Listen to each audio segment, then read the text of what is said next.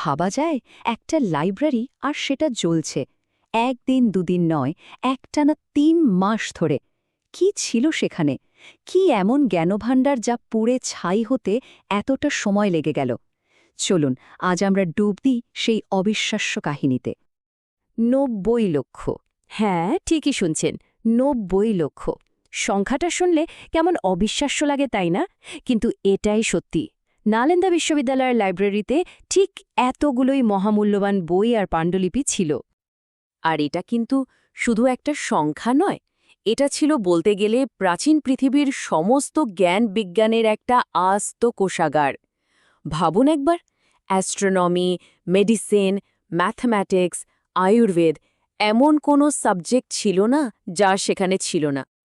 আরে বিশাল বিপুল জ্ঞান ভাণ্ডার, এটা ছাই হতে সময় লেগেছিল পাক্কা 3 মাস। বুঝতেই পারছেন, এই আগুনটা শুধু কিছু বই পড়ায়নি, এটা আসলে মানব ইতিহাসের একটা সোনালী অধ্যায়কেই ছাই করে দিয়েছিল। তো প্রশ্ন আসেই যে কি ছিল এই জায়গাটা, কেমন ছিল এই নালন্দা বিশ্ববিদ্যালয়? চলুন ফেরা যাক নালন্দার সেই সোনালী সময়ে, যখন এটা ছিল বলতে পারেন গোটা পৃথিবীর জ্ঞান চর্চার একেবারে কেন্দ্রবিন্দু। আসলে এর নামের মধ্যেই কিন্তু এর আসল পরিচয়টা লুকিয়ে আছে। নালন্দা, এই কথাটার মানে হল জ্ঞানের নিরবচ্ছিন্ন প্রবাহ, যেখানে জ্ঞানের স্রোত কখনো থামে না। এর বিশালতাটা একবার কল্পনা করার চেষ্টা করুন তো। 10,000 ছাত্র, আর তাদের পড়ানোর জন্য ছিলেন 2,000 শিক্ষক। একটা আস্ত জ্ঞান নগরী। আর সবচেয়ে অবাক করা ব্যাপার কি জানেন? থাকা, খাওয়া, পড়াশোনা সবকিছু ছিল একদম ফ্রি। ভাবছেন এত বড় আয়োজন চলত কিভাবে? চলত আশেপাশের প্রায় 200টা গ্রামের ট্যাক্স বা রাজস্ব দিয়ে। কি দারুণ একটা ব্যবস্থা ছিল, তাই না? এখানে কিন্তু টাকা পয়সা বা ক্ষমতার কোনো দাম ছিল না। আসল কারেন্সি ছিল মেধা, ইন্টেলেক্ট। ইউনিভার্সিটির গেটেই সেখানকার পণ্ডিতরা এমন কঠিন একটা এন্ট্রেন্স টেস্ট নিতেন যে প্রতি 10 জনে মাত্র 1জন কি 2জন চান্স পেত। এমনও হয়েছে যে রাজপুত্ররাও সেই পরীক্ষায় ফেল করে ফিরে গেছে। তবে নালন্দার সবচেয়ে ইন্টারেস্টিং ব্যাপার ছিল তার শিক্ষা পদ্ধতি। আজকের দিনের থেকে আকাশ পাতাল তফাৎ। আর এটাই একে এতটা স্পেশাল করে তুলেছিল।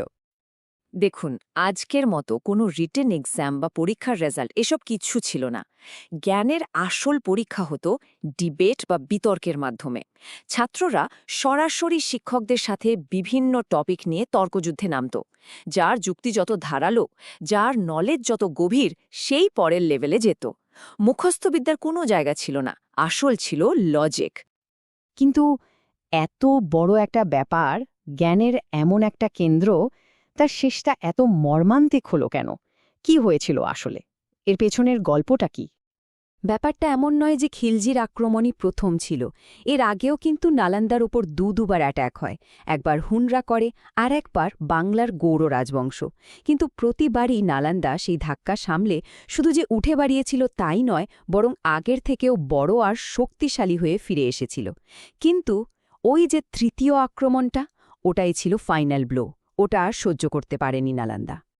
আর এখানেই আসে সেই $1,000,000 কোয়েশ্চেনটা, কেন?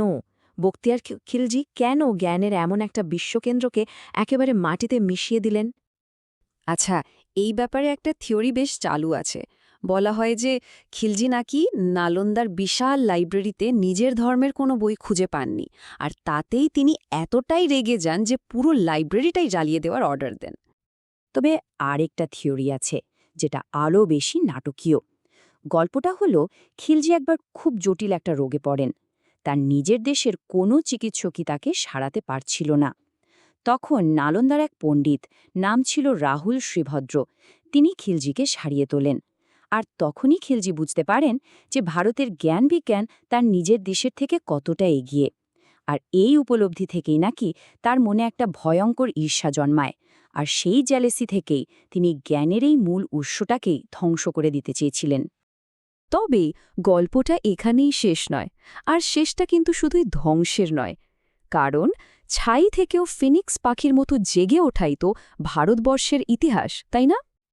800 বছর, ভাবা যায় প্রায় ৮০০টা বছর নালন্দা শুধু একটা ধ্বংসস্তূপ হয়েই পড়েছিল, একটা হারানো ইতিহাস। কিন্তু সেই ইতিহাসকে আবার ফিরিয়ে আনার স্বপ্নটা, সেটা আবার দেখা শুরু হয়। আর এই নতুন করে পথ চলার শুরুটা হয় ২০০৬ সালে, যখন ডক্টর এপিজে আব্দুল কালাম নালন্দাকে আবার বাঁচিয়ে তোলার প্রস্তাব দেন। তার দেখা সেই স্বপ্নটা আজ সত্যি হয়েছে।